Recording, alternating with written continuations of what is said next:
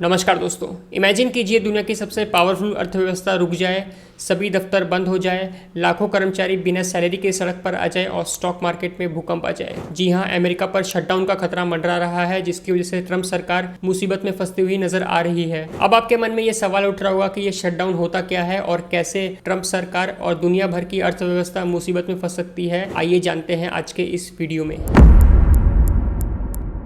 सबसे पहले समझते हैं ये शटडाउन होता क्या है। अमेरिकी सरकार की फंडिंग से जुड़ी कोई भी बिल पास कराने के लिए अमेरिकी संसद के पास अधिकार होता है। अमेरिकी सरकार के लोन की एक सीमा तय होती है। अमेरिका देश चलाने के लिए उससे ज्यादा लोन नहीं ले सकता है। पिछले कई सालों में कई बार इस सीमा को बढ़ाया जा चुका है। अगर ये बिल नहीं पास होता है तो अमेरिकी सरकार के पास खर्च करने के लिए पैसे ही नहीं होते हैं। ऐसे में अमेरिकी सरकार का कामकाज ठप पड़ने का खतरा रहता है और फेडरल गवर्नमेंट के कई विभाग बंद हो जाते हैं। अब बात करते हैं अमेरिका में शटडाउन कब कब हुआ था और शटडाउन के समय क्या क्या होता है। अमेरिका में लास्ट शटडाउन 2018 में 35 दिनों के लिए हुआ था। इसके पहले फरवरी 2018 में भी 1 दिन के लिए शटडाउन हुआ था और जनवरी 2018 में भी 3 दिन के लिए शटडाउन हुआ था। शटडाउन के समय कर्मचारियों को मिलने वाली सैलरी से लेकर दूसरे सरकारी खर्च नहीं हो सकते हैं। कई सरकारी कर्मचारियों को सैलरी तक नहीं मिलती है, लेकिन मेडिकल सर्विसेज, सीमा सुरक्षा और हवाई सेवाएं जैसी इमरजेंसी सेवाएं जारी रहती है। अमेरिकी राष्ट्रपति डोनाल्ड ट्रंप इस खतरे से निपटने के लिए डेमोक्रेटिक पार्टी के साथ व्हाइट हाउस में मीटिंग करेंगे और अगर 30 सितंबर तक फंडिंग बिल पास नहीं हुआ तो देश भर में कई गवर्नमेंट ऑफिसेज बंद हो जाएंगे।